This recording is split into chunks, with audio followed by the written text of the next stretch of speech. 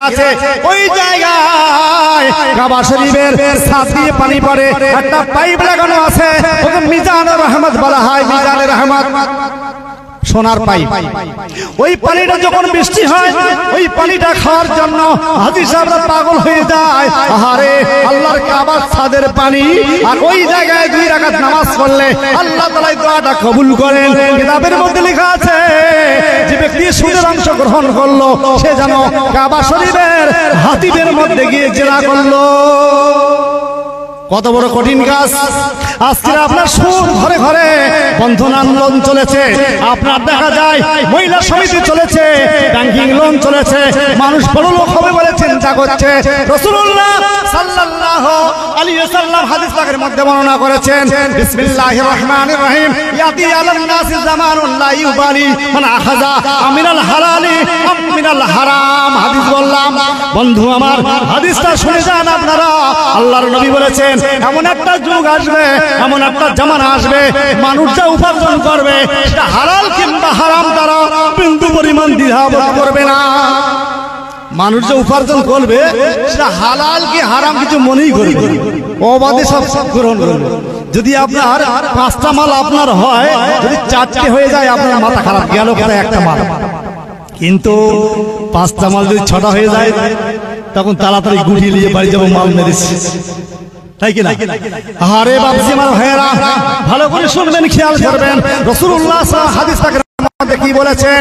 আল্লাহর নবী বলেছেন, বিসমিল্লাহির রহমানির রহিম, লানা রাসূলুল্লাহ সাল্লাল্লাহু আলাইহি ওয়াসাল্লাম আকিলার রিবা ওয়া মুকিলাহু ওয়া কাতিবাহু ওয়া শাহিদাহু ওয়া ফারাসাহুন। আল্লাহর নবী বলেছেন যারা সুদ খায়, 4 শ্রেণীর মানুষের উপরে আল্লাহর নবীর অভিশাপ নাযিল হয়। বন্ধু আমার, বাপজি আমার ভাইয়েরা, কেউ আল্লাহর নামাজ পড়ে, রোজা করে, হজ করে, যাকাত দিয়ে আল্লাহর জান্নাতে যেতে পারবে না। আল্লাহর রহমত, বিশ্ব নবীর শাফাআত ছাড়া একটাও মানুষ আল্লাহর জান্নাতে যেতে পারবে না। কিন্তু নবী আমার বললেন 4 শ্রেণীর মানুষের উপরে আমি নবী আমার অভিশাপ নাযিল হয়। তারা কারা?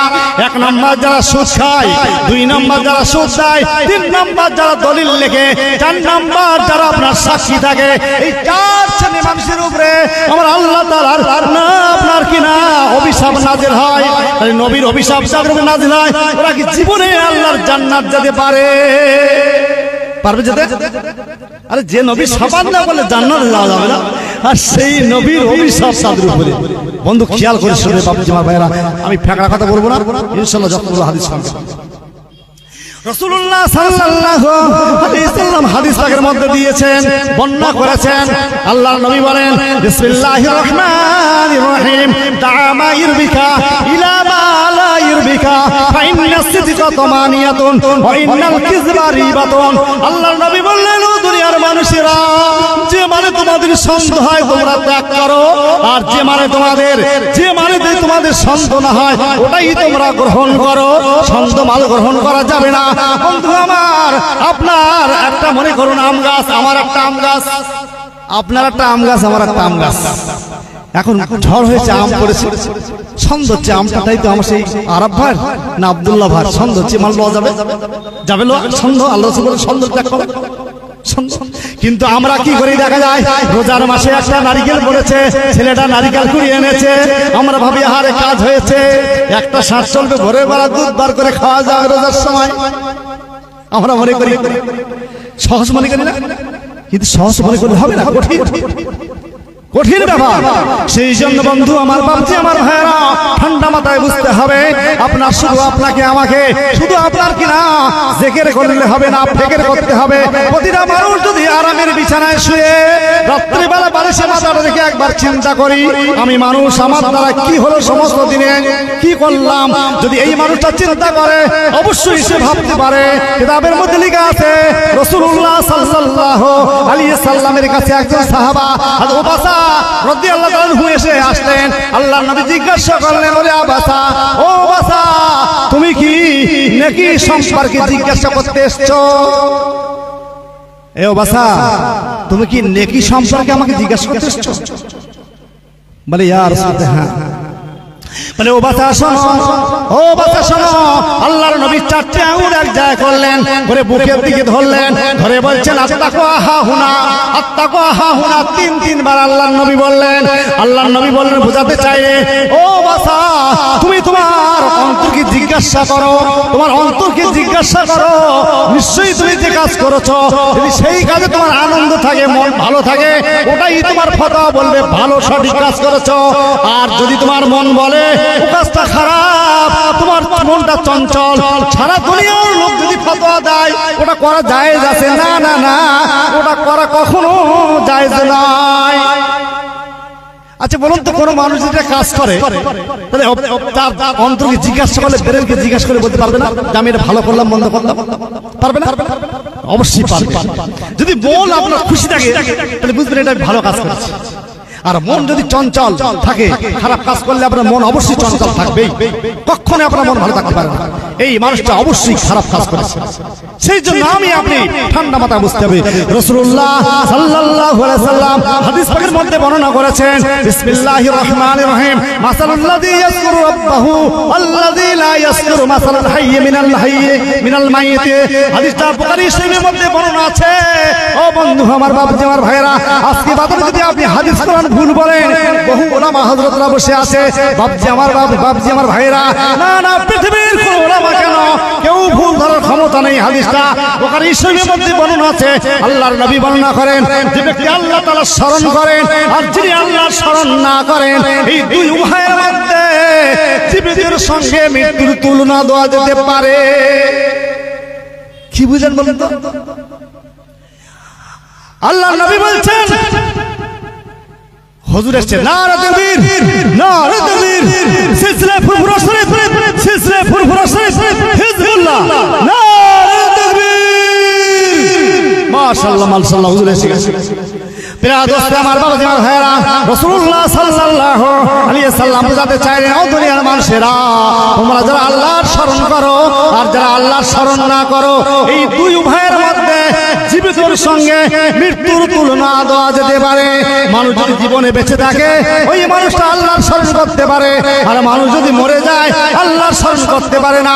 অতএব জীবনে বেঁচে থেকে যে মানুষটা আল্লাহর স্মরণ করলো না, আল্লাহর ইবাদত বندگی করলো না, কোনো ভালো কাজ করলো না, মৃত্যুর থেকে আর ওই মানুষটা অপদার্থ, ওই মানুষটার জীবনের কোনো মূল্য নাই, মূল্য নাই, ওই মানুষটার জীবনের মূল্য নাই। যদি কোনো মানুষটা জীবনে বেঁচে থেকে আল্লাহর ইবাদত না করতে পারে, তাহলে আমাদের কাজ হলো কি বেঁচে থেকে আল্লাহর ইবাদত বندگی করা, আল্লাহর উপাসনা করা, তবেই আমরা কামিয়াবি হতে পারবো, তবেই কামিয়াবি হতে পারবো। বন্ধু আমার, বাপজি আমার ভাইরা, যারা আল্লাহর ওলি হয়ে গেছেন, আল্লাহর পেয়ারা হয়ে গেছেন, বন্ধু আমার খেয়াল করে শুনবেন, কিতাবের মধ্যে লেখা আছে, খাজা উসমান হারুনি রাহমাতুল্লাহ আলাইহি, আপনার নাম শুনে থাকবেন। কোথায় তার মাজার? খাজা উসমান হারুনি রাহমাতুল্লাহ আলাইহি, আর উনি হচ্ছেন খাজা সাহেব হুজুর রাহমাতুল্লাহ আলাইহির পীর সাহেব। খাজা উসমান হারুনি রাহমাতুল্লাহ আলাইহি আছেন, ওনার মুরিদান হচ্ছেন খাজা সাহেব হুজুর, যার কাছে 90 লক্ষ থেকে 1 লক্ষ মুসলমান হয়েছে। তো উনি একদিন খাজা সাহেব রাহমাতুল্লাহ আলাইহি ওনার পীরের জামা কাপড় পরিষ্কার করছে।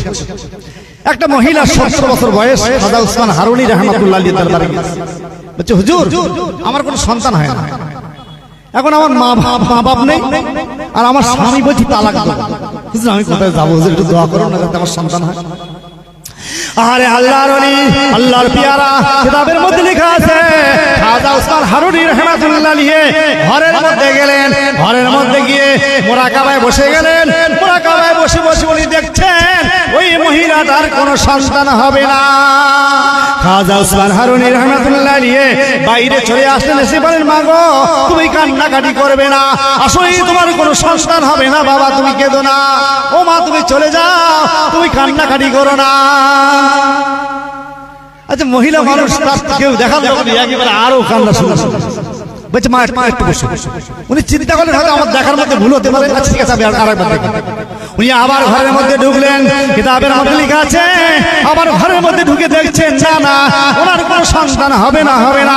এসে বলে, ও মা তুমি কেঁদো না, কেঁদো না, আল্লাহ তাআলা তোমার কোনো সন্তান দেবে না, আমি কি দোয়া করবো মা গো? মনে সান্ত্বনা দিলেন, যাও বাড়ি চলে যাও। যাও। রাস্তা দিয়ে যাচ্ছেন, এমন কান্নাকাটি শুরু করে দিয়েছে, খাজা সাহেব হুজুর রহমাতুল্লাহ আলাইহির কানে পড়ে গেছে। রাস্তার ধারে হুজুরের কাপড়, ওনার পীর সাহেবের কাপড় পরিষ্কার করছিলেন। খাজা সাহেব হুজুর রহমাতুল্লাহ আলাইহি তাড়াতাড়ি আপনার হাতটা ধুয়ে চলে আসলেন। মাগো তুমি কাঁদছো কেন, বলো বলো তুমি কাঁদছো কেন? দুর্বাবু তোমার সঙ্গে বলে আমার কি হবে? আরে মা তুমি বলো না, একটু উপকার করতে পারি দেখি, বলো। বুঝছে না বাবা কিছু হবে না, বলে তুমি যাও, তুমি তোমার কাজে যাও। তুমি কে বাবা, যাও তুমি করছো, যাও। বলছে আম্মা জান আপনি বলুন না দেখি উপকার করতে পারি কি? বলে শোনো বাবা, আমি খাজা উসমান হারুনি রহমাতুল্লাহ আলাইহির দরবারে গিয়েছিলাম, কাছে গিয়েছিলাম, আমার কোনো সন্তান হয় না, আমার মা বাপ নাই, আমার স্বামী বলেছে তালাক দিয়ে দেব, আমি এখন কোথায় যাব? আমার কোনো সন্তান নাই। আমি হুজুরকে বললাম হুজুর আমার জন্য দোয়া করুন যাতে আমার একটা সন্তান হয়। হুজুর উনি ঘরের মধ্যে গেলেন, ঘরের মধ্যে দুইবার গিয়ে এসে বললেন বাবা ও মা তোমার কোনো সন্তান হবে না। বলছে আমার তা চিন্তা করছে কি বা কি করবার, সঙ্গে গেলেন, হুজুর কি বলেছেন আপনি? বলছে বাবা খাজা আমি উনি দোয়া চাইলেন যে সন্তান হোক, কিন্তু আমি ঘরে গিয়ে দেখলাম কাজ করে যে ওনার কোনো সন্তান হবে না। বলছে হুজুর আপনি দোয়া করুন, ওনার সন্তান হবে না বলেই তো এসেছে, বলে কেন আসবে? হয়নি বলেই তো এসেছে, বলে আপনার কাছে আসতো না। হুজুর আপনি দোয়া করুন, আমাকে বলুন যে আমার খাজা বলছে একটা সন্তান দিতে। আহারে আপনার খাজা উসমান হারুনি রহমাতুল্লাহ আলাইহি আল্লাহর দরবারে দুটো হাত তুলে দিলেন, দিয়ে বলে আল্লাহ তাআলা আমার খাজা বলছে আল্লাহ তাআলাই আপনার মহিলাটিকে একটা সন্তান দান করেন। কিতাবের মধ্যে লেখা আছে আল্লাহ তাআলা পরবর্তীকালে ওই মহিলাটার একটা আল্লাহ তাআলা পুত্র সন্তান দিয়েছিলেন, বলুন সুবহানাল্লাহ।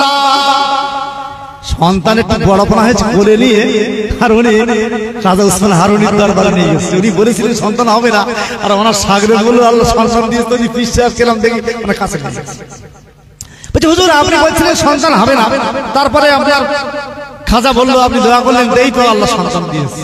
উনি যেন লাজুক হয়ে গেলেন। আল্লাহ তাআলা ইলহাম করে বলেন খাজা উসমান হারুনি যে আল্লাহ তাআলা আমি ইচ্ছা করলে লিখতেও পারি আবার কাটতেও পারি, আমি আল্লাহ তাআলা ইচ্ছা করলে লিখে রাখতে পারি, আবার ওটা খণ্ডন করতে পারি। তুমি আমার উপরে ভরসা করো নি, আমার খাজা আমার কাছে ভরসা করেছে, আমি ওই দোয়াটা ফেলতে পারলাম না। আমি আল্লাহ তাআলা খাজার অনুরোধে আমি আল্লাহ তাআলা ওই মহিলাটাকে একটা সন্তান দান করেছি, বলুন সুবহানাল্লাহ। ও বন্ধু আমার বাপজি আমার ভাইরা, যারা আল্লাহর হয়ে যায়, আল্লাহর পিয়ারা হয়ে যায়, সাধনা করা লাগে সাধনা। ওই জন্য আমার আল্লাহ তাআলা বলেছেন বিসমিল্লাহির রহমানির রহিম ইয়া আইয়ুহাল্লাযীনা আমানুত্তাকুল্লাহা ওয়া কুনু মা'আস সাদিকিন। আমার আল্লাহ তাআলা বললেন এই ইমানদারেরা তোমরা আল্লাহকে ভয় করো আর তোমরা সত্যবাদীদের সঙ্গ লাভ করো। ও বন্ধু আমার বাপজি আমার ভাইয়েরা, সত্যবাদী কারা বলুন তো দেখি একবার। আমরা ফুরফুরা শরীফে যাই কেন? আল্লাহর ওলিদের কাছে যাই কেন দোয়া নিতে? সত্যবাদীদের কাছে আমরা যাই আমরা ভালো হওয়ার জন্য। কেন? আল্লাহর ওলিরা যদি সবক দেন, আল্লাহর ওলিদের সঙ্গে আমরা চলাফেরা করি, অবশ্যই আমাদের চরিত্র গঠন হতে পারে। আপনার নাম শুনলে ফতে আলী আছে, বেশি দূরে না। ফতে আলী ওয়াসি রহমাতুল্লাহ আলাইহি কোথায় আছে বলুন তো, জানেন?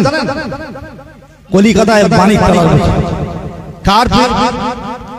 ওনার মানে কার পীর? উনি হলেন ফুরফুরা শরীফের পীর মুজাদ্দিদ জামান আলা হযরত দাদুকে রহমাতুল্লাহ আলাইহির পীর। উনি ওনার পীরের কাছে উনি থাকেন, পীরের কাছে থাকেন। ওনার নাম কি? খাজা উসমান এই আপনার ওনার পীর কাছে থাকেন উনি বহুদিন, 20 বছর। নবীর সঙ্গে দেখা হয় না, যে জীবনে নবীর সঙ্গে দেখা নাই সে জীবনের কোনো মূল্য নাই। উনি কি বললেন? 20 বছর পরে ওনার পীরকে বললেন হুজুর আপনার দরবারে আমি আর থাকবো না, আমি চলে যাচ্ছি। কেন বাবা? না আপনার দরবারে থেকে আমি আল্লাহর নবীর সঙ্গে আমার সাক্ষাৎ হয় না। যে জীবনে নবীর সঙ্গে সাক্ষাৎ নাই ওই জীবনের কোনো মূল্য নাই, মূল্যহীন জীবন আমি রাখতে চাই না। চলে গেলেন, বার হয়ে গেলেন, বার হয়ে মনে মনে ইরাদা করলেন ওই যে সমুদ্র সামনে আগামী শুক্রবারের মাগরিব সূর্য অস্ত যাওয়ার আগ পর্যন্ত যদি নবীর সঙ্গে দেখা হয় তো ভালো, না হয় এই জীবনটা পানিতে ডুবে আত্মহত্যা করব। বন্ধু আমার, আত্মহত্যা করা ভালো না মন্দ? খারাপ। এমন ইরাদা করে বসলেন। আহারে সূর্য আপনার ডুববে ডুববে ভাব আছে, নামাজ পড়েছেন হুজুর, নামাজ পড়ে পানিতে নেমে গেছেন, নবীর সঙ্গে সাক্ষাৎ নাই। যে জীবনে নবীর সঙ্গে সাক্ষাৎ নাই, ওই জীবনের কোনো মূল্য নাই। পানিতে নেমে গেছে, দেখো পানিতে এক কামড় পানিতে নবীর সঙ্গে দেখা নাই, নাকের ডগা পর্যন্ত পানি পৌঁছে যাবে, যাবে ভাব। এমন সময় আল্লাহর ওলি, আল্লাহর পেয়ারা আহারে ডুবে যাবে এমন ভাব, আত্মহত্যা করতে চাচ্ছে। হঠাৎ যেন পাড়ের দিক থেকে একজন ডাকছে, বাবা ফাতে শোনো, ও বাবা ফাতে শোনো। মনে মনে চিন্তা করলেন, মনে হয় কি আমাকে ধোকা দিচ্ছে। হারে এমনি যদিও খারাপ কাজে যাচ্ছে, তবুও মনে মনে তার এই চিন্তা ভাবনা। হঠাৎ আপনার দেখছেন যে কেউ একবার ডাকছে, ফিরে আসলেন। আসার সঙ্গে সঙ্গে আপনার কিনা হুজুর, আপনার কিনা তার কালো পিরহানের মধ্যে মাথাটা ঢুকিয়ে নিলেন। সুবহানাল্লাহ। বলতে বাবা পথে এত রাগ করলে হয়? এত রাগ কেন বাবা? কিতাবের মধ্যে লিখেছে উনি অন্য কেউ নয়, রাসূলুল্লাহ সাল্লাল্লাহু আলাইহি ওয়াসাল্লাম উনি ছিলেন। আল্লাহর নবী বলেন, বাবা ফতে আমি চললাম। বাবা বলে, না হুজুর যাবেন না, আমার বড় ইচ্ছা হয় আমি জানো যখন তখন ইচ্ছা করলে আপনার সঙ্গে দেখা করতে পারি। ওই যে রাসূলের মা বলা হয়েছে, এমনকি আমি ইচ্ছা করলে কোনো মানুষকে যেন দেখিয়ে দিতে পারি। কঠিন বসে হুজুর, ঠিক আছে বাবা চললাম। বলছে না হুজুর, যারা আমার তরিকা যারা আমল করবে হুজুর, তারা যেন জীবনে একবার দেখতে পায়। বলছে বাবা তাই হলো, চললাম। অবশেষে বেড়ে গেল বাবা ওই ফুরফুরার জমিন। ফুরফুরা নাম ছিল না বাবা, বাগদি রাজার বাস ছিল ওই জায়গায়। হুজুর বলে গেলেন, ও বাবা শোনো, তোমার কাছে একজন মুরিদ হবে বাবা, ফুরফুরায় তার নাম হবে আবু বকর বাবা। ও বাবা তুমি তার দিকে খেয়াল রেখো বাবা। হুজুর কয়েকটা কথা বলে বিদায় নেন। বন্ধু আমার, বাপ যে আমার ভাইয়েরা, যারা আল্লাহর ওলি হয়ে যায়, আল্লাহর পেয়ারা হয়ে যায়, তাদের ব্যাপারটা সম্পূর্ণ আলাদা, তাদের ব্যাপারটা সম্পূর্ণ আলাদা। ওই জন্য আপনাকে আমাকে ভালো হতে গেলে, আপনাকে আমাকে ভালো হতে গেলে ভালো কাজ বেশি বেশি করতে হবে, আল্লাহর ওলিদের সংস্রবে যেতে হবে, আল্লাহর ওলিদের কাছে যেতে হবে। কেন? হ্যাঁ, আল্লাহ রাব্বুল আলামিন নবী হাদিস পাকের মধ্যে বলেছেন, ওয়াল্লাযিনা উতুল ইলমা দারাজা। আমি আল্লাহ তাআলা, নবী বললেন আল্লাহ তাআলা যাকে ইলম দিয়েছেন ওই ব্যক্তি মর্যাদাশীল। আল্লাহ তাআলা তাদের মর্যাদা দান করেছেন, তাদেরকে আল্লাহ তাআলা এত মর্যাদা দান করেছেন। একটা আলেম যদি একটা গ্রামের ভিতর দিয়ে যায়, ভালো আলেম, আরে আল্লাহ তাআলা ওই গ্রামের সমস্ত কবরের 40 দিন আযাবকে উঠিয়ে নেন। বলেন সুবহানাল্লাহ। কিন্তু ধরিবাজ আলেম হলে হবে না। আলেম বসে আসে কানারে, হুজুর কোথায় আছেন? বলে এই তো হটপুর ব্রিজে এসে গেছি। এই আলেম চলবে, এই ধরিবার হাজির নয়। রাসূলুল্লাহ বলেছেন, মান সাল্লা আলিমিন তাকিন কান্নামা সাল্লা খালফা নবীর আম্বিয়ায়ে বনি ইসরাঈল। আল্লাহর নবী বলেছেন, শেষ যুগের যদি কোন আলেম ইমানদার হয়, পরেজগার হয়, ওই আলেমটার পিছনে নামাজ পড়া, ইক্তিদা করা, যেন মনে হলো বনি ইসরাঈল কওমে বংশীয় নবীর পিছনে নামাজ পড়ার সমান। বলেন সুবহানাল্লাহ। আমরা গজলে শুনেছি, আমরা যেন এই যুগে যেন আমরা নবীর পিছনে যদি নামাজ পড়া হতো। ও বন্ধু আমার, বাবুজি আমার ভাইয়েরা, আরে যদি ভালো আলেম হয় তাহলে হবে কি, ওই যেন নবীর পিছনে নামাজ পড়ার সমান। নবীটা যতই নয় আল্লাহ তাআলা মনোনীত করে দুনিয়ার মধ্যে পাঠিয়ে দেন। আল্লাহ তাআলার মনোনীত ব্যক্তি যাতাই নয়। হযরত লোকমান হাকিম, যার কথা কোরআনে কোট করা আছে, আপনারা নাম শুনেছেন। হযরত লোকমান হাকিম এত আল্লাহর ইবাদত বন্দি করেছেন, আল্লাহ তাআলা খুব পছন্দ করে নিয়েছেন। তিনি একবার রাস্তা দিয়ে যাচ্ছেন, হঠাৎ ইলহাম হয়েছে, লোকমান তুমি কি নবী হতে চাও না ওলি হতে চাও? চিন্তা করলেন, সেই তো ওলি যদি হই তবুও পারা যায়, নবী হতে সারা দেশের দায়িত্ব, সারা দুনিয়ার দায়িত্ব সম্ভব। আল্লাহ রাব্বুল আলামিন ওলি হতে চান, ঠিক আছে। বাড়ি চলে গেলেন, বাড়ি গিয়ে ওনার কওমের লোকে ডাকলেন, দেখো হচ্ছে আমি আজকে আল্লাহ তাআলা আমাকে জানিয়ে দিয়েছেন তুমি লোকমান নবী হতে চাও না ওলি হতে চাও। তো তুমি কি বলেছো? তাহলে আমি বলেছি ওলি হতে চাই। কেন? নবীর একটা সম্মান কত। তো দেখো আমি এত দায়িত্ব পালন করতে পারবো না। ও বন্ধু আমার, বাবজি আমার ভাইয়েরা, আজকে বাজারে যদি কেউ আপনার দেখা যায় বাড়ির লোক, আপনার কোন মানুষ যদি আপনার মেম্বার হয়, মেম্বারকে বলা হয় তুই এমএলএ হবি না এমপি হবি, ও চিন্তা করে মনে হয় মুখ্যমন্ত্রী ভালো হয়, কারণ মাল ভালো মারা যাবে। ও বন্ধু আমার, আপনার কিনা দেশ দেশের আপনার কিনা মেম্বারদের কাছে ভালো মাল আসে না, প্রধান হলে বেশি মাল মারা যায়, আর প্রধানের থেকে আরো এমএলএ হয়ে মাল ভালো মারা যায়। ও বন্ধু আমার, আজকে যদি আমাদের বলা হয় তুই আপনার মেম্বার হবি না প্রধান হবি, আমরা এক বাক্যে বলবো প্রধান হবো। ও বন্ধু আমার, যারা আল্লাহর পেয়ারা, আল্লাহর মাহবুব, কিতাবের মধ্যে লেখা আছে হযরতে ফারুক আযম আপনার রাদিয়াল্লাহু আনহু এমন মানুষ ছিলেন, রাতের অন্ধকারে ঘুরছেন, কার খাওয়া হয় না হয়। দেখা গেল এক মহিলা আপনার কিনা বাড়ির মধ্যে কান্নাকাটি করছে, আর একটা পুরুষ মানুষ যখন কান্না বন্ধ হয় বাড়ির মধ্যে চলে যায়, আবার যখন কান্নাকাটি করে আবার বাড়ির বাইরে আসে। কান্না যখন মহিলার বন্ধ হয় বাড়ির ভিতরে যায়, আর কান্না শুরু হলে আবার বাড়ির বাইরে আসে। ফারুক আযম রাদিয়াল্লাহু আনহু খলিফাতুল মুসলিমিন রাতের গভীর রাত্রে গিয়ে হাজির, বলছে শোনো কি ব্যাপার বলো তো। তো বলছে আমার বাড়ি, আমার স্ত্রী হামেলা আছে, মানে সন্তান হওয়ার টাইম হয়ে গেছে, এমন কোন বাড়ি মহিলা নিজে তাকে দেখভাল করে। তো যখন আমি তার এত কান্নাকাটি করে, আমি তার স্বামী হিসাবে আমি সহ্য করতে পারি না, বাড়ির বাইরে চলে আসি। যেই কান্নাটা বন্ধ করে আমি তখন চিন্তা করি, না জানি আল্লাহ তাআলা কিছু দান, প্রভু কিছু দান করেছে, আমার বাড়ির মধ্যে চলে যায়। ফারুক আযম রাদিয়াল্লাহু আনহু কিতাবের মধ্যে লেখা আছে খলিফাতুল মুসলিমিন বাড়ি আসলেন, এসে বিবিকে বলে ও বিবি তাড়াতাড়ি ওঠো। বলে কি হলো এত রাতে? বলে সে কথা পরে বলবো, আল্লাহর জান্নাত বিক্রি হয়ে যাচ্ছে। ও বিবি তাড়াতাড়ি ওঠো, আল্লাহর জান্নাত বিক্রি হয়ে যাচ্ছে, ওঠো তাড়াতাড়ি। খলিফাতুল মুসলিমিন বিবি তাড়াতাড়ি উঠলেন, বলে হুজুর বলুন কি বাবা, কাপড় পরে নেই, বলে কাপড় পরতে এসো, রাতের আধার কেউ নেই, তুমি আর আমি, তাড়াতাড়ি এসো। শোনো আমি ওই জায়গায় নিয়ে তোমাকে দেবো। শোনো একটা মহিলা কষ্ট পায়, তার সন্তান হবে, কষ্ট পাচ্ছে, খবরদার যেন তুমি, আমি খলিফাতুল মুসলিমিন, আমার নামটা তুমি বলবে না, বললে হয়তো ভয় পাবে, আমি তো এই দেশের আমি কিনা নেতা, আমার একটা দবদবানি আছে, আমাকে সবাই ভয় করে, ইসলামের বহির্ভূত কাজ করলে তাদেরকে হিসাব দিতে আমার কাছে, অতএব তুমি যেন আমার নামটা করবে না, বললে বড় ভয় পেয়ে যাবে। আরে কাছাকাছি গেলেন, ওই পুরুষ মানুষটাকে বললেন যাও যাও এই বাড়ির মধ্যে বাড়ি দিয়ে এসো, আর তুমি বাইরে চলে এসো, বাইরে চলে আসো। হঠাৎ আপনার নজরের কাছাকাছি হয়েছে, আল্লাহ তাআলা একটা পুত্র সন্তান দান করেছেন। এমন সময় খলিফাতুল মুসলিমিন বিবি হঠাৎ আপনার আপ্ত হয়ে খুশি হয়ে বলে ইয়া খলিফাতুল মুসলিমিন, এই মহিলাটার একটা কোন পুত্র সন্তান হয়েছে, বলার সঙ্গে সঙ্গে ওই মানুষটা বেহুশ হয়ে পড়ে গেছে।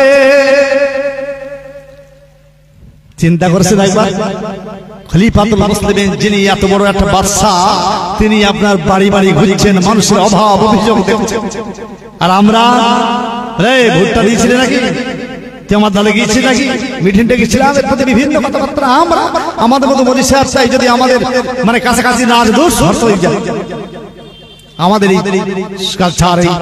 কিন্তু সত্যিকারে বলুন তো কে আমাদের ময়দানে যেমনটা এমন হবে বাপজি আমার ভাইয়েরা, আল্লাহ তাআলা এক শ্রেণীর মানুষকে বলবেন ও আমার আল্লাহ, ও বান্দারা শোনো শোনো, আমি আল্লাহ আজকে তোমরা পাবে না, কারণ আমি আল্লাহ তাআলা অসুস্থ হয়েছিলাম, তোমরা আমাকে দেখোনি। ওই সময় আল্লাহর বান্দারা বলবেন আল্লাহ তাআলা আপনি হলেন সৃষ্টিকর্তা, আপনি তো অসুস্থ দোয়ার মালিক, আবার আপনি সুস্থতার মালিক, আল্লাহ তাআলা আপনি অসুস্থ হয়েছেন এটা তো আমরা বুঝলাম না। আল্লাহ তাআলা বলবেন ও বান্দারা, তোমার পাশের বাড়ির ভাইটা কাতরাচ্ছিল, কষ্ট পেয়েছে, তুমি কি সেখানে গিয়েছিলে? তুমি যদি সেখানে যেতে, ওটাই আমার কষ্ট, ওটাই আমার জ্বর, ওটা আমার অসুস্থতা, যদি তুমি ওই জায়গায় যেতে, আমি আল্লাহ তাআলা আজকে তুমি আমাকে পেতে। আমরা কি দেখি পাশের ভাই নিজের ভাইকে, পাশের ভাই নিজের ভাইকে দেখতে চাই, ভাই ভাই আমাদের বিভিন্ন জুট জামালা বলতো, কি জান্নাতের আশা করা যাবে বলে মনে হচ্ছে সম্ভব? সংক্ষেপ কথা, আমরা যদি একটু বুঝি, আমরা খেয়াল করি, তাহলে অবশ্যই আমরা নাজাত পাবো। আর এই নাজাত পাওয়ার কাজ হলো একটাই, আল্লাহর ওলিদের সংসর্গে যেতে হবে, তাদের কাছে গিয়ে যদি আমরা ভালো কথা আপনার শুনে বুঝি, অবশ্যই আমরা আল্লাহর পেয়ারা বেনে যেতে পারি। একটা কথা আছে, সৎ স্বর্গ সঙ্গে বাস, অসৎ সঙ্গে নরকে বাস। ভালো মানুষের সঙ্গে থাকলে আপনি অবশ্যই আপনার চরিত্র গঠন হবে, ভালো হতে পারবেন। আর যদি খারাপ মানুষের সঙ্গে চলাফেরা করেন, কখনো জীবনে আপনার চরিত্র গঠন করতে পারবে না। কিতাবের মধ্যে লেখা আছে, চিন্তা করুন আল্লাহর ওলি যারা হয়েছে, আল্লাহর পেয়ারা যারা হয়েছে, আর আল্লাহ তাআলা তাদের এত মর্যাদা দান করেছেন। আর আল্লাহ তাআলা কিতাবের মধ্যে লেখা আছে, বাইতুল মুস্তামির রাহমাতুল্লাহ আলাইহি, হযরত চুন্নুল মিসরি রাহমাতুল্লাহ আলাইহি দুজনা ইচ্ছা করলেন আমরা আপনার কিনা আল্লাহর কাবায় যাব, কাবায় যাবেন। হযরত মিসরি রাহমাতুল্লাহ আলাইহি ইচ্ছা করলেন বাইতুল মুস্তামির সঙ্গে দুজনা আমরা হজে যাব। অনেক লোক আছে, কাফেলা আছে, বার হয়ে গেলেন। বার হয়ে একদিন জোহরের নামাজ পড়লেন। জোহরের নামাজ পড়ার সাথে বার হয়ে বাইতুল মুস্তামির রাহমাতুল্লাহ হুজুরা বার হলেন। ওরা বুঝতে পারেনি, সব চলে গেছে। না একদিন আসরের নামাজ পড়ে বহুদূর চলে গেছে, গিয়ে আপনারা দেখছেন বাইতুল মুস্তামির রাহমাতুল্লাহ আলাইহি হুজুর নেই। জুননুল মিসরি রাহমাতুল্লাহ বললেন, বাবা সেই তো উনি নিশ্চয়ই কোনো রাস্তায় কিছু ঘটলো না, যেখানে নামাজ পড়ে যাবো সেই মঞ্জিলে আছে কি, তোমার যাও সাগরেরটাকে পাঠিয়ে দিলেন। উনি এসে দেখছেন বাইতুল মুস্তামির রাহমাতুল্লাহ আলাইহি আসেন, নামাজ পড়ে ওযু করছে। ওযু হয়ে গেল, বলছে হুজুর আপনি গেলেন না কেন? আমার পীর আপনাকে নিয়ে যাওয়ার জন্য পাঠিয়ে দিয়েছে। বলছে বাবা ঠিক আছে, যাহাই করলে হবে, আমি নামাজটা পড়ে নেব। ডাইরেক্ট কথা বললেন না যে আমি যাব না, কি যাব চিন্তা করলেন। সেই কঠিন সময় মরু এলাকা আপনার পার হওয়া কঠিন এলাকা, চিন্তা করলেন উনি বসে আছেন। আসরের নামাজ পুরো মাগরিবের দরজায় পৌঁছে দিয়েছে। আসরের নামাজ পড়ছে, মাগরিবের দরজায় পৌঁছে দিয়েছে। উঠে নামাজ পড়ে নিয়ে বলছে বাবা আমি তোমার সঙ্গে যেতে চাই, তুমি চলে যাও। কিরকম রাগ ধরে বলুন তো, মেজাজ ঠিক থাকবে? আমাদের মতো লোক হলে আমাদের মেজাজ ঠিক থাকবে। হুজুর বলছে বাবা তোমার সঙ্গে আমি যেতে চাইনি, তুমি চলে যাও। বলে এই কথা আগে বললে হতো। তবে বাবা শোনো, একটু তোমাকে আগে দেই, রাস্তা একটু আগে দেই। বাবা তুমি এই চোখটা বুঝিয়ে দাও, বুঝিয়ে বিসমিল্লাহির রহমানির রহিম বলে সামনে এক কদম ফেলো, তারপর যাবে। তো ওই মুরিদান জুননুল মিসরি রাহমাতুল্লাহ আলাইহি মুরিদান কথা মতো ওই সামনে এক পা ফেললেন, বিসমিল্লাহ বলে তাকিয়ে দেখছেন উনি সেই ওনার পীরের দ্বার কাছে চলে গেছে। সুবহানাল্লাহ, ওনার পীরের কাছে চলে গেছে। আশ্চর্য। উনি সব ঘটনা বললেন যে এই ব্যাপার। হ্যাঁ তাই নাকি, তুমি আসলেন না কেন? বলছেন না হুজুর আসতে চাই। জুননুল মিসরি রাহমাতুল্লাহ আলাইহি ওনার সমস্ত লোকজন নিয়ে হজে চলে গেলেন। হজে গিয়ে দেখছেন আপনার বাইতুল মুস্তামির রাহমাতুল্লাহ আলাইহি আল্লাহর মাহবুব, আল্লাহর পেয়ারা, উনি কাবা শরীফে গেলাপটা ধরে আল্লাহর কাছে কাঁদছেন। চিন্তা করো, এত রাস্তা আপনার জুননুল মিসরি রাহমাতুল্লাহ আলাইহি পৌঁছে গেলেন আগে, শত শেষ ছিল, অথচ আল্লাহ তাআলার ইচ্ছায় বাইতুল মুস্তামির রাহমাতুল্লাহ আলাইহি কাবায় গিয়ে পৌঁছে গেছেন। এমনকি কাবার গেলাপটা ধরে আল্লাহর কাছে কাঁদতে লেগেছেন। আশ্চর্য হয়ে গেলেন। জুননুল মিসরি রাহমাতুল্লাহ আলাইহি হুজুর বললেন, বাবা ও বাজিদ কি বাবা তুমি কিসের বলে এত বলিয়ান হয়ে, তুমি এত পিছনে ছিলে, সবার আগে আমাদের আগে চলে আসলে কিভাবে? বলে আপনার সে বলতে লাগবে যে পীরের যত শক্তিশালী ব্যক্তিটা তত ভেদ হয়ে যায়, তা আপনার সঙ্গে কথা বলতে হবে। তো চিন্তা করুন যারা আল্লাহর ওলিয়াদের অবস্থা। হযরতে আপনার শুনেন, আপনার কি আহমদ বিন হাম্বল রাহমাতুল্লাহ জামানার ইমাম, আমাদের চার ইমামের এক ইমাম, নাম শুনেছেন? আহমদ বিন হাম্বল, চার ইমামের এক ইমাম। আহমদ বিন হাম্বল রাহমাতুল্লাহ আলাইহি ছাত্রকে ইমাম আযম বড় পীর, আপনার বড় ইমাম। অবাক হবে, এই আহমদ বিন হাম্বল রাহমাতুল্লাহ আল্লাহর পণ্ডিত ছিলেন, আল্লাহর মাহবুব ছিলেন। শেষ বয়সে ইচ্ছা করলো একটু ভ্রমণ করব, গাড়ি গুটি নিয়ে আপনার বার হয়েছেন। আপনার একটা মসজিদে মাগরিবের নামাজ পড়েছেন, সন্ধ্যা হয়ে গেছে। চিন্তা করলেন রাত্রেবেলা এখানেও এশার নামাজ পড়ব, ফজরের নামাজ পড়ে এখান থেকে বার হব। উনি কি হলে এশার নামাজ পড়ে একটা সাইড নিচ্ছেন। খাদেম সাহেব বললে বাবা রাত্রি বার হয়ে যাও। বলছে বাবা আমি বুড়ো মানুষ তো বাবা, ঠান্ডা রাত একটু বাবা, আমি রাত্রেবেলা এখানে এশার নামাজ পড়েছি, ইনশাআল্লাহ ফজরের নামাজ পড়ে বাবা বার হয়ে যাবো। বার হয়ে যান, মসজিদ থাকার জায়গা বার করে দিলেন, বার করে দিলেন। আহমদ বিন হাম্বল রাহমাতুল্লাহ আলাইহি মনে করুন রাত্রেবেলা হেঁটে হেঁটে হেঁটে শাম বাজারে পৌঁছেছে। মনে করুন গিয়ে দেখছেন ওখানে একটা জোয়ান ছেলে, যুবক ছেলে হোটেলে রুটি করছে। রাত্রেবেলা কোন রুটি বিক্রি হয়? তন্দুরি রুটি, জ্বালায় রুটি মাছের খামিজ করছেন, আস্তাগফিরুল্লাহ। আপনার রুটি বেলছেন, আস্তাগফিরুল্লাহ। জ্বালায় মারছে, আস্তাগফিরুল্লাহ। রুটি তুলছে, আস্তাগফিরুল্লাহ। বিক্রি করছে, আস্তাগফিরুল্লাহ। ক্যাশ বাক্সে বসে আস্তাগফিরুল্লাহ, সব কাজে আস্তাগফিরুল্লাহ। ইনি কিন্তু একটা পণ্ডিত মানুষ। উনি প্রথম বলেছেন, গিয়ে বলছেন বাবা আমি তোমার এখানে একটু বসবো, একে তো রাত্রে ঠকি যায় যায়, বাবা তোমার এখানে যদি সকাল পর্যন্ত থাকি কোনো অসুবিধা হচ্ছে? না না কোনো অসুবিধা নেই। এখন হুজুর দেখতে লেগেছেন এই ঘটনা, দেখে কৌতূহল হলো মনের মধ্যে, জিজ্ঞাসা হলো কি ব্যাপার ছেলেটা। হযরত আহমদ বিন হাম্বল রাহমাতুল্লাহ আলাইহি ছেলেটার কাছে আসলে কিতাবের মধ্যে লেখা আছে, ছেলেটাকে এসে বলেন বাবা ছেলে আমি দেখতে লেগেছি অনেকক্ষণ ধরে তুমি যত কাজ করো বাবা আস্তাগফিরুল্লাহ পাঠ করো, ব্যাপারটা কি? বলার সঙ্গে সঙ্গে ছেলেটা হাউমাউ করে কেঁদে বলেন হুজুর কি বলবো, আমি যতদূর আপনার যতক্ষণ দোয়া আল্লাহর কাছে করি, যতক্ষণ দোয়া আল্লাহর কাছে করি, কথা বলতে সময় লাগে তো আমার আল্লাহ তাআলা কবুল করতে দেরি করে না। বলেন সুবহানাল্লাহ। কবুল করে নাই, কিন্তু একটা দোয়া মনে হয় আল্লাহর দরবারে কবুল হলো না। বলে বাবা সেটা কি? বলে হুজুর আমার ইচ্ছা হয় জামানার ইমাম আহমদ বিন হাম্বল রাহমাতুল্লাহ আলাইহির সঙ্গে একবার সাক্ষাৎ করব, তার সঙ্গে একটু মুসাফা করব, কদমবুসি করব, একটু খেদমত করব, আমার ইচ্ছা। আচ্ছা বলুন এখন কি ওর কাছে? যাকে চাইছেন তিনি তো হাজির করেন। বলছি হুজুর আমার এটা ইচ্ছা আহমদ বিন হাম্বলের সঙ্গে একটু মুসাফা করব, তাকে খেদমত করব, একটু আমি একটু কদমবুসি করব, আমার ইচ্ছা। কিন্তু এইটা মনে হয় আল্লাহর দরবারে কবুল হলো না। আল্লাহ তাআলা আমাকে মুস্তাবাদ দাওয়াত বানিয়ে দিয়েছেন, সমস্ত দোয়া বলি বলার সঙ্গে সঙ্গে কবুল হয়ে যাবে। বলে ও বাবা ছেলে শুনে নাও, আল্লাহ তাআলা এই দোয়াটা তোমার কবুল করে নিয়েছে। ও বাবা আহমদ বিন হাম্বলের দরবারে তোমাকে যেতে হলো না বাবা। ও বাবা আল্লাহ তাআলা আহমদ বিন হাম্বলকে তোমার কাছে পৌঁছে দিয়েছে বাবা। আমি সেই আহমদ বিন হাম্বল আহারে বলার সঙ্গে সঙ্গে ছেলেটা লাফ দিয়ে বলেছে, তাড়াতাড়ি জড়িয়ে ধরে কপালে চুমা খায়।